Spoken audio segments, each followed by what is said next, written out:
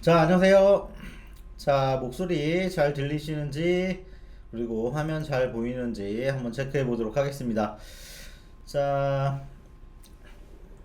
목소리 잘 들리시고 화면 잘 보이시면 톡방에 1번 한번 쳐보겠습니다.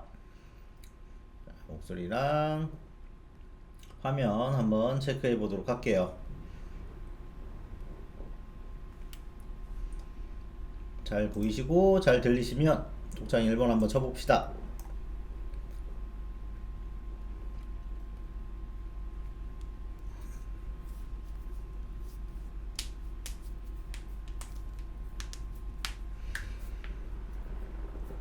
오케이, 잘 보이고 잘 들리시는 것 같네요.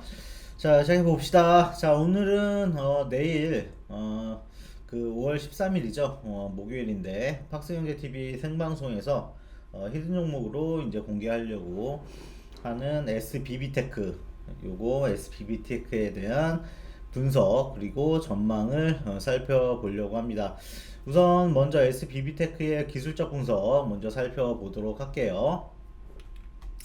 자, 일단 SBB테크 같은 경우에는요, 스윙 중기 종목이죠. 그래서 좀 장기로 보는 종목이기 때문에 일단 일봉이랑 주봉이랑 월봉을 살펴봅니다. 그래서 세 가지 살펴보는데 일단 각 그 봉에 대해서 이제 차트에 대해서 제가 이제 요구하는 조건이 있습니다. 그래서 일봉에서는 총 6가지 조건이 있고요. 그 다음에 주봉에서는 총 4가지, 그리고 월봉에서는 2가지 정도 조건이 있는데, 그 모든 조건들이 12가지 모두 조건들이 다 제가 원하는 그 조건에 부합을 해야만 매수를 진입하고 또 계속해서 보유하고 가게 됩니다.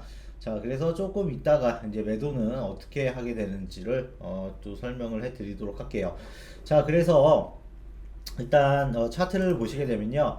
자, 일단 일봉 차트에는 세력 매집 추정 지표라는 게 있고요. 그 다음에 뉴스 재료, 그 다음에 메이저 세력 신호, 그 다음에 MACD 오실레이터, 그 다음에 RSI, 우리 거래량이 있습니다. 그래서 총 6가지 지표가 있는데요.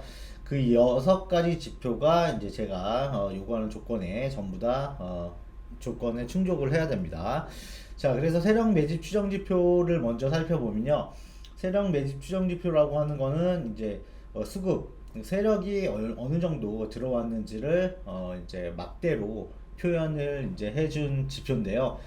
빨간색 막대 같은 경우에는 그 수급 세력이 그만큼 들어왔다가 이제 계속해서 머물러 있다는 걸 의미를 하고요. 그 다음에 파란색 막대로 변했을 경우에는 수급이 그만큼 들어왔다가 전부 다 빠져나갔다는 걸 의미를 합니다.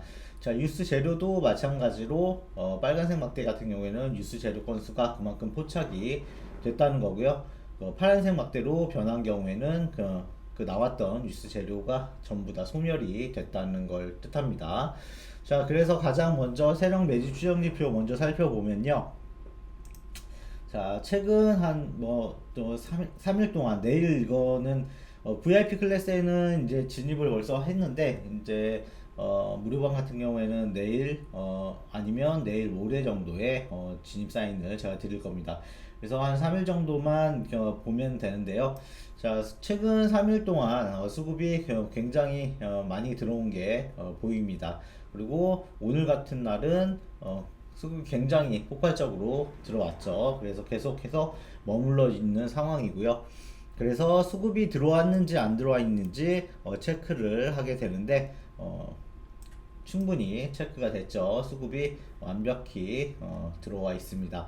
그리고 유스 재료 건수는 자, 최근 3일 동안 자, 한 이틀은 폭발적으로 포착이 됐고, 오늘은 살짝 조금밖에 포착이 안 됐네요. 그래도 어쨌든 뉴스 재료 건수가 포착이 되어 있는 게 확인이 됐고요. 그래서 두 번째 조건까지 만족을 했고, 자, 세 번째 조건 굉장히 중요한데요. 메이저 세력 신호가 오늘까지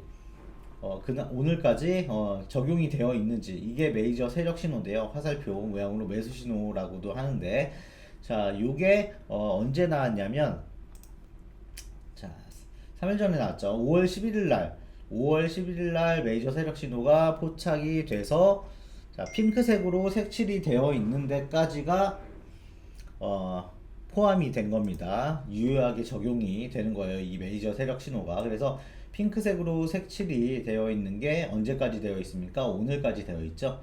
그래서 오늘까지 전부 다 포함이 됐습니다. 그래서 5월 11일 날 5월 11일 포착된 메이저 세력 신호가 오늘까지 유효하게 적용이 되었습니다. 그래서 메이저 세력 신호 적용됐는지 확인하는 거 세 번째 조건까지 확인을 했고요. 그 다음에 네 번째 조건 MACD 오실레이터인데요. 그리고 밑에 다섯 번째 조건은 RSI라고 합니다. 그래서 MACD 오실레이터나 RSI나 마찬가지 둘 다 똑같이 빨간색 선하고 파란색 선이 있는데 빨간색 선이 파란색 선 위에 계속해서 위치해 있어야 됩니다.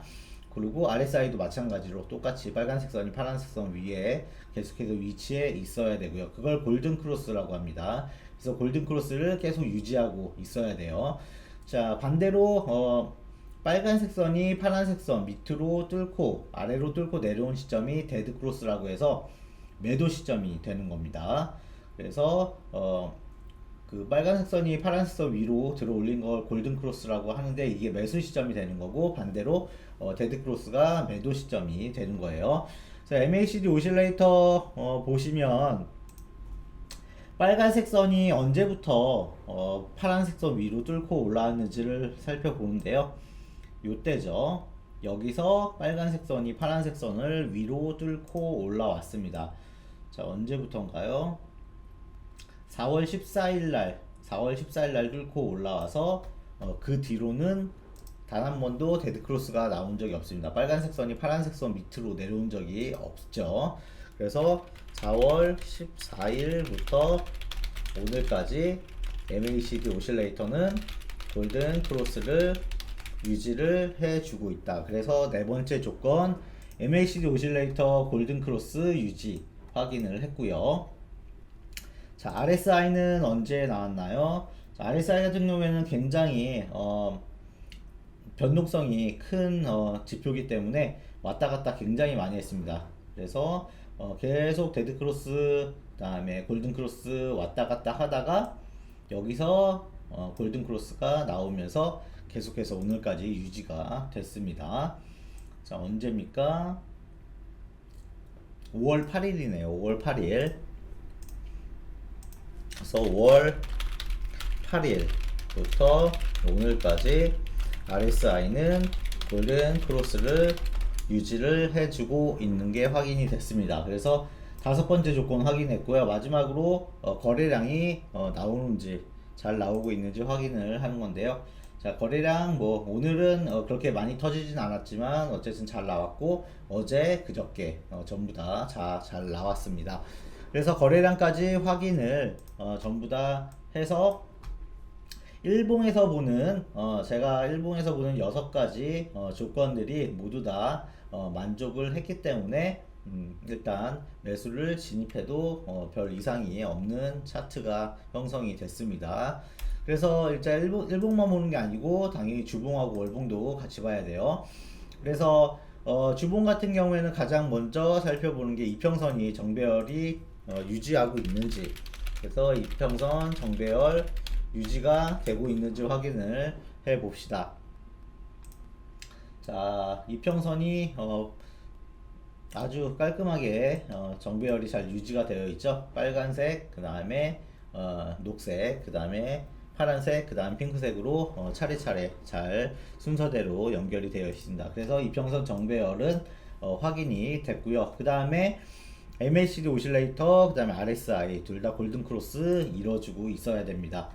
자, 상당히 오래전부터 골든 크로스가 나와 있었네.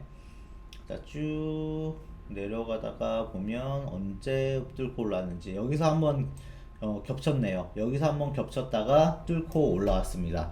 자, 그래서 이 시점이 언제냐면 작년 9월 12일이네요. 작년 9월 12일 날. 작년 9월 12일 날. 작년 9월 12일부터 오늘까지 계속 이어졌죠. 오늘까지 MACD 골든 크로스 유지 잘 해주고 있고요. 그래서 주봉에서 보는 두 번째 조건 MACD 오실레이터 골든 크로스 확인됐고요. 그 다음에 RSI 골든 크로스. 자, 여기서 RSI는 골든 크로스가 나왔죠. 자, 그래서 언제냐면 4월 17일 날, 4월 17일 날부터 언제까지요? 오늘까지. 그래서 4월 17일부터 4월 17일부터 오늘까지 RSI는 골든 크로스를 유지를 해주고 있습니다. 그래서 자, 세 번째 RSI 골든 크로스까지 확인을 했고요. 자, 마지막으로 거래량. 자, 이번 주 거래량 충분히 잘 뽑아내 주고 있습니다. 그죠? 그래서 이번 주 뭐 3일밖에 안 됐는데도 꽤 많이 봉이 올라왔습니다. 그래서 거래량까지 전부 확인이 됐습니다. 그래서 주봉에서 보는 네 가지 조건들이 또 완벽하게 충족을 해줬기 때문에 또 매수를 진입할 수 있는 요건들이 주봉에서도 갖춰졌죠. 그래서 마지막으로 월봉까지 살펴봐야겠죠. 그 다음 월봉에서는 두 가지 조건인데요. MACD 오실레이터 골든 크로스랑 거래량이 나오고 있는지 확인을 해야 되는데, 자, MACD 오실레이터는 여기서 골든 크로스가 나왔죠. 자, 언제부터 나왔냐면 작년 11월 28일부터 나왔네요. 작년 11월 28일부터 작년 11월 28일부터 언제까지? 오늘까지 계속 이어지고 있죠. MACD 골든 크로스 유지되어 주고 있고요. 그 다음에 거래량 보시면, 자, 이번 달 거래량 그렇게 폭발적으로 나오고 있지는 않지만 잘 나오고는 있습니다. 자, 그래서 월봉에서 보는 두 가지 조건, MACD 오실레이터 골든 크로스 거래량 잘 나오고 있는지 확인. 그래서 월봉에서 보는 두 가지 조건들 모두 다 제가 원하는 조건에 충족을 했습니다. 그래서 월봉 두 가지, 주봉에서 네 가지, 일봉에서 여섯 가지 모든 조건을 12가지 조건을 살펴본 결과 단 한 가지도 빠짐없이 모든 조건이 완벽하게 요건을 충족을 했습니다. 그래서 제가 매수를 진입하라고 이제 말씀드린 거고요. 그래서 이제 만약에 이제 이게 이제 잡고 VIP 클래스에서는 먼저 이제 종목을 진입을 했는데 아직 무료방에는 진입을 안 했는데 종목 진입한 다음에 언제 매도를 하느냐. 매도의 조건은 일단 세 가지가 기준에서 벗어나야 됩니다. 그래서 첫 번째가 뭐냐면 메이저 세력 신호가 핑크색 색칠이 벗어났을 경우에, 그래서 여기 같은 경우에는 핑크색이 계속해서 오늘까지 유지가 되고 있죠. 유지가 되고 있는데 만약에 이게 핑크색이 하얀색으로 바뀌었을 경우에, 핑크색이 전부 다 사라졌을 경우에 그때는 이제 매도 시점이 되는 겁니다. 그래서 이것만 보고 결정을 하는 건 아니고요. 일봉에서는 또 다른 한 가지 RSI가 데드 크로스가 나왔을 경우, 일단 MACD보다는 RSI가 더 변동성이 크기 때문에 가장 먼저 주가가 하락했을 때 데드 크로스가 나오게 됩니다. 그래서 두 번째 요건이 이제 RSI가 데드 크로스가 나왔을 때, 그리고 마지막으로 세 번째 요건이요. 주봉에서 RSI가 데드 크로스가 나왔을 때. 그래서 이 세 가지 주봉에서 RSI가 데드 크로스가 나오고, 그 다음에 일봉에서 RSI가 데드 크로스가 나오고, 그 다음에 메이저 세력 신호가 핑크색이 벗어난 경우, 이 세 가지가 동시에 일어났을 경우에는 우리가 매도를 전량 매도를 고민하게 됩니다. 그래서 바로 하진 않고 한 차트를 좀 살펴본 다음에 제가 매도 사인을 드리도록 할 거예요. 만약에 그게 그렇게 차트가 형성된다면. 그래서 일단 제가 SBB테크 이 종목으로 제가 스윙이랑 중기 종목 어떻게 진입을 하고 어떻게 매도를 하는지를 제가 기술적 분석 통해서 살펴봐 드렸습니다. 자, 그래서 저 같은 경우에는 거의 기술적 분석을 토대로 해서 매수 진입을 하고 그 다음에 수익을 청산을 하고는 하는데요. 그래도 히든 종목이기 때문에 기술적 분석뿐만 아니라 여러분께서는 기본적 분석도 어느 정도는 알고 계셔야 됩니다. 그렇기 때문에 일단 한번 이 SBB테크에 대한 기본적 분석을 자세하게 살펴보도록 하겠습니다. 자, 가장 먼저 자, 일단 SBB테크 같은 경우에는요, 국내 최초로 로봇용 정밀 감속기인 하모닉 감속기를 국산한 기업으로 현재 단순 부품 제조사를 넘어서 로봇 관장의 핵심인 구동 모듈 전문 기업으로 체질 개선을 진행 중에 있습니다. 일단 SBB테크의 핵심은요, 일본 기업들이 독점하던 하모닉 감속기 시장에서 국산화에 성공했다는 점인데요. 하모닉 감속기는 얇은 금속 탄성을 이용해서 회전 속도를 줄이고 토크를 높이는 부품이고요. 일반적인 감속기보다 훨씬 가볍고 정밀한 제어가 가능해서 협동 로봇이나 서비스 로봇의 관절 부위에 필수적으로 들어가고 있습니다. 그래서 최근에는 감속기 단품 판매에 그치지 않고요. 감속기, 모터, 제어기를 하나로 통합한 액추에이터 기반 구동 모듈 사업으로 영역을 넓혔는데요. 고객사 입장에서는 각각의 부품을 조립할 필요 없이 모듈만 장착하면 되기 때문에 부가가치가 훨씬 높다고 볼 수가 있겠습니다. 또한 반도체 공정 장비에 들어가는 특수 베어링 사업이 탄탄한 캐시카우 역할을 하고 있고요. 이 부문 매출의 약 90%가 삼성전자, 그 다음에 글로벌 반도체 기업을 향하고 있습니다. 그래서 최근 SBB테크의 가장 큰 호재라고 볼 수 있는 것은 현대자동차 그룹의 긴밀한 협력 관계인데요. SBB테크 같은 경우에는 현대차 그룹의 소형 모빌리티 플랫폼인 모베드에 들어가는 핵심 부품인 조향평심 구동기를 공급하고 있는데요. 이건 단순히 로봇 부품을 넘어서 자율주행 모빌리티 시장으로의 진출을 의미한다고 볼 수가 있겠습니다.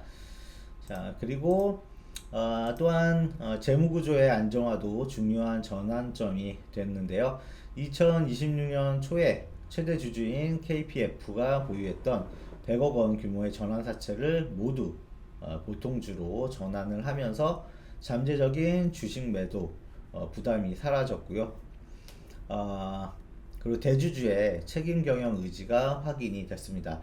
여기에 CES 2026에 참여해서 글로벌 시장에서 소형 액추에이터와 정밀 감속기 기술력을 홍보하면서 북미 및 유럽 시장 공략을 가속화하고 있는 상황입니다. 현재 SBB테크가 수주 완료된 사항을 살펴보면요. 방산 분야에서는 K9 자주포향 하모닉 감속기 납품 레퍼런스를 확보한 상태이고요. 현재 국내 방산 고객사와 4개의 대형 프로젝트를 동시에 진행하고 있다고 합니다. 방산은 이제 한번 채택이 되면 장기 공급이 보장이 되는 섹터이기 때문에요. 실적의 이제 하방을 지지해주는 역할을 하고 있습니다. 자, 그리고 AI 반도체 수요 폭증에 따라서 반도체 공정용 진공 베어링 주문이 과거 대비해서 높은 수준으로 유지되고 있고요. 이 부분은 이미 안정적인 수주 잔고를 형성을 하고 있습니다. 그리고 마지막으로 현대차 그룹의 모베드 조향 편신부에 대한 시양산 완료 돼서 이제 양산 체계로 넘어가고 있는 단계입니다. 자, 그래서 앞으로 수주가 가능해 보이는 요소들을 살펴보면요. 2026년부터 RCWS 프로젝트 수주 물량이 본격적으로 매출에 인식될 예정인데요. 프로젝트 한 건당 연간 30억 약 30억 원 수준의 매출이 예상되고요. 2026년 한 개 프로젝트를 시작으로 해서 2027년에는 3개 프로젝트까지 확대될 계획입니다. 2026년 중으로 모베드 플랫폼이 약 1000대 규모의 생산을 시작할 것으로 예상이 되고요. 이에 따른 구동 모듈 수주가 확정적입니다. 또한 모베드의 후속 플랫폼 개발에도 파트너로 참여하고 있어서 차세대 모빌리티 부품 수주 가능성이 매우 높다고 볼 수가 있겠습니다. 그리고 시장에서는 2025년까지 베어링 중심의 매출 구조였다면 2026년부터는 감속기 매출 비중이 급격히 늘어나면서 수익성이 대폭 개선될 걸로 보고 있습니다. 특히나 2026년 매출액은 전년 대비 45% 이상 성장한 100억대를 돌파하고 2027년에는 완전한 흑자 전환을 달성할 것으로 전망이 됩니다. 그래서 지금까지 살펴봤던 걸 짧게 요약해 보면요. SBB테크는 반도체 베어링으로 버티고 로봇 감속기로 도약을 하면서 방산과 현대차 모빌리티 수주로 결실을 맺는 단계에 와 있습니다. 특히 2026년은 연구 개발 단계에 있던 프로젝트들이 실제 대량 생산으로 전환되는 가장 중요한 시기라고 볼 수가 있겠습니다. 자, 그럼 이제부터는 SBB테크의 실적을 과거부터 미래 전망까지, 현재 미래 전망까지 살펴보도록 할게요. 일단 SBB테크의 재무적 궤적은요, 전형적인 성장통을 겪는 기술 국산화 기업의 모습을 보여줬습니다. 먼저 과거 2020년에서 2023년까지를 살펴보면요. 상장 전후인 이 시기는 국내 최초 하모닉 감속기 국산화라는 타이틀로 큰 기대를 모았지만 실제 숫자는 다소 아쉬운 흐름을 보였습니다. 매출액은 2020년 약 66억 원에서 2022년 75억 원 수준까지 소폭 성장을 했는데 2023년에는 이 전방산업의 업황 악화로 인해서 베어링 매출이 급감하면서 51억 원대로 내려앉았습니다. 그리고 영업이익은 매년 적자가 지속됐는데요. 2022년까지는 10억에서 20억 원대 손실이 있었는데 2023년에는 로봇 감속기 관련 인원 확충, 그리고 투자 비용 증가, 스톡 옵션 비용 등이 겹치면서 약 56억 원의 영업 손실을 기록해서 적자 폭이 크게 확대가 됐습니다. 순손익 같은 경우에 2023년에는 특히 악화가 됐는데요. 전환사채 관련 파생상품 평가 손실 등 영업외 비용이 대거 반영되면서 110억 원이라는 대규모 단기 순손실을 내고야 말았습니다. 최근 실적 현황을 살펴봅시다. 2024년에서 2025년인데요. 회사가 본격적으로 체질 개선과 신사업 확장을 시도한 시기라고 볼 수가 있겠습니다. 매출액은 2024년 55억 원, 그리고 2025년에 약 72억 원으로 반등에 성공을 했습니다. 이건 전방 산업의 경기 회복과 더불어서 그동안 준비해온 신규 사업에서 가시적인 성과가 나오기 시작했기 때문인데요. 그렇지만 매출은 늘었는데 적자 구조는 여전했습니다. 2024년 약 69억 원, 그리고 2025년 약 68억 원의 영업 손실을 기록을 했습니다.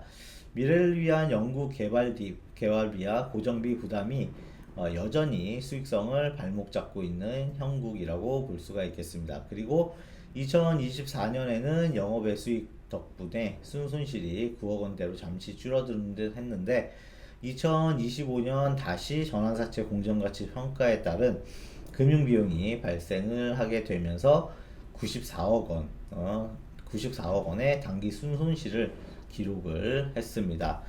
그래서 이제 미래 전망 살펴보도록 할게요. 2026년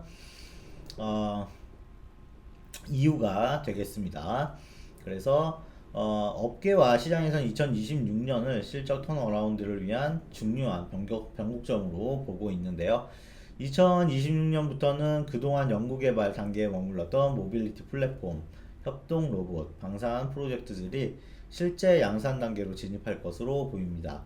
특히나 특정 대형 프로젝트에서만 향후 수년간 수백억 원 규모의 신규 매출이 발생할 것이라는 낙관적인 전망이 나오고 있는 상황입니다. 현재 SBB테크의 가장 큰 숙제는요, 낮은 가동률인데 연간 5만 개의 수준의 생산 캐파를 확보했음에도 실제 생산량은 이에 못 미쳐서 고정비 부담이 컸지만 수주 물량이 본격적으로 쏟아지는 2027년경을 기점으로 해서 흑자 전환을 목표로 하고 있는 상황입니다.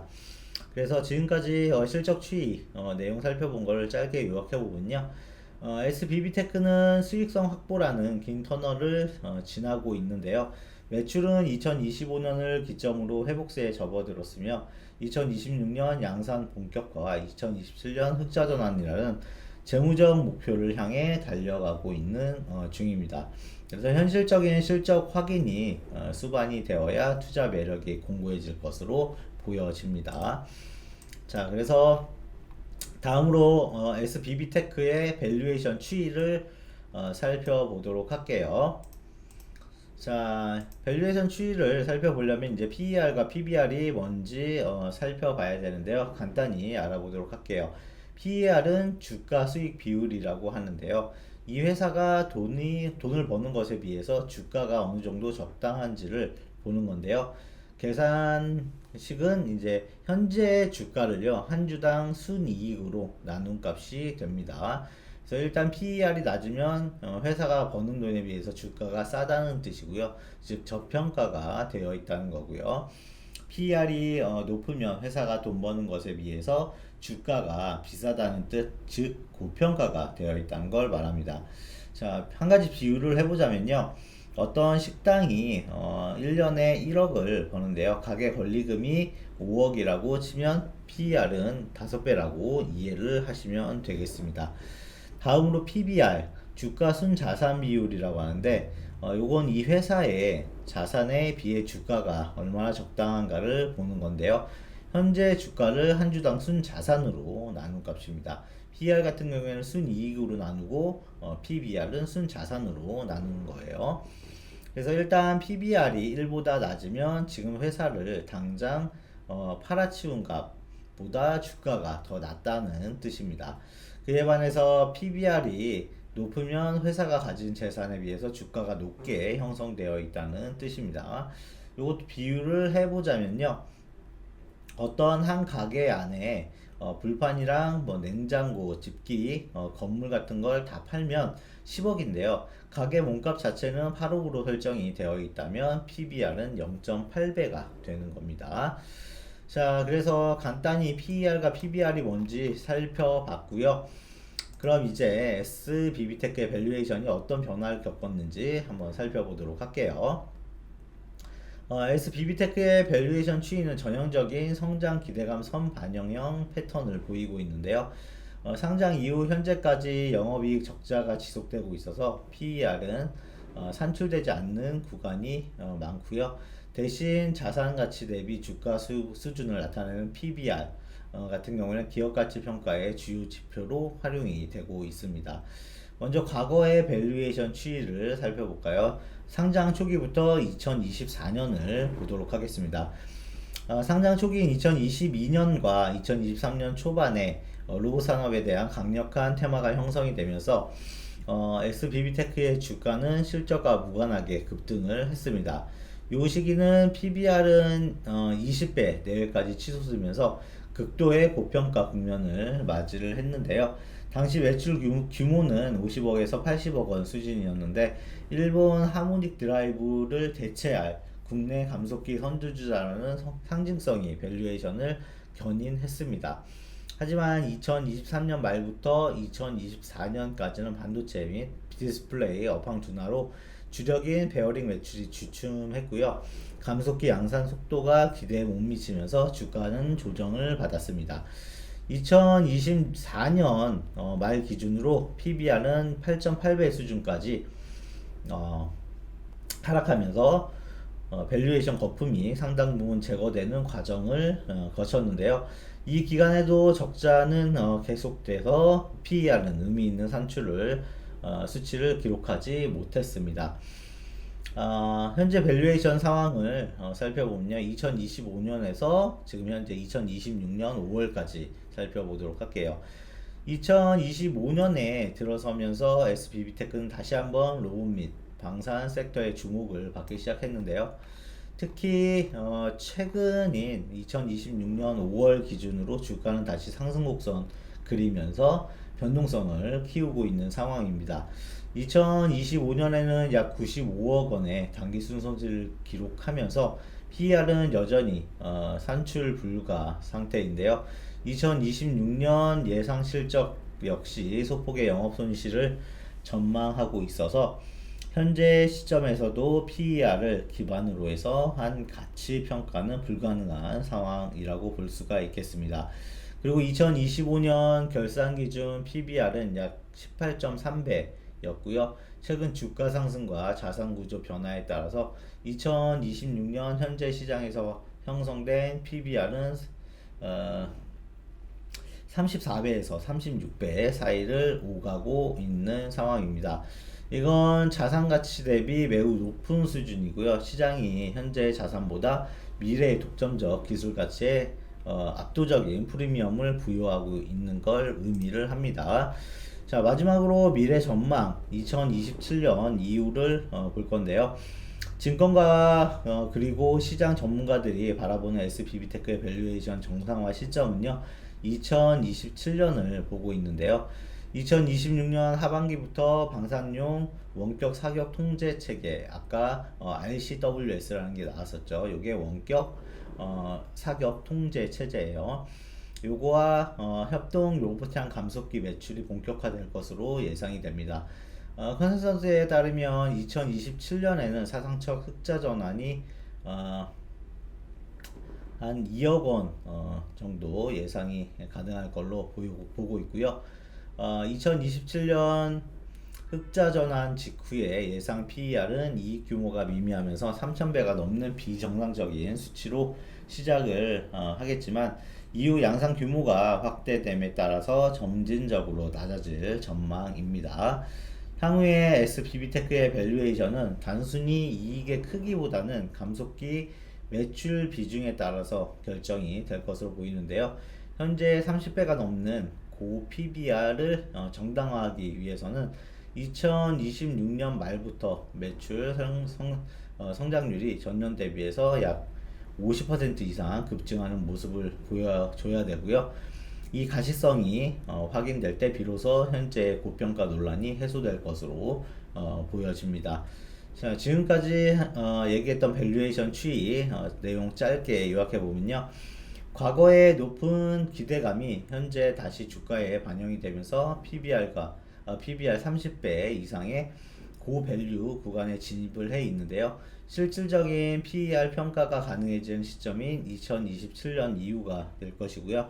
그전까지는 실적 개선의 속도가 현재 높은 멀티플을 뒷받침할 수 있는지가 주가 향방의 핵심이라고 볼 수가 있습니다. 자, 그래서 여기까지 해서 우리가 내일 제가 목요일이죠. 내일 목요일 팍스경제TV 생방송에서 히든 종목으로 드리려고 하고 있는 SBB테크에 대한 완벽한 기술적 분석과 기본적 분석을 한번 우리가 천천히 살펴봤습니다. 자, 그래서 무료방에는 내일이나 모레쯤 둘 중에 상황 보고요. 매수 사인을 드리도록 할 거예요. 그래서 아침에 집중해 주시면 됩니다. 자, 그래서 오늘 방송 여기까지 하고 마치도록 하겠습니다. 그리고 내일은 또다시 다른 주제로 라이브 방송 살펴보도록 할게요. 자, 수고 많으셨고요. 시청해 주신 여러분 감사드립니다.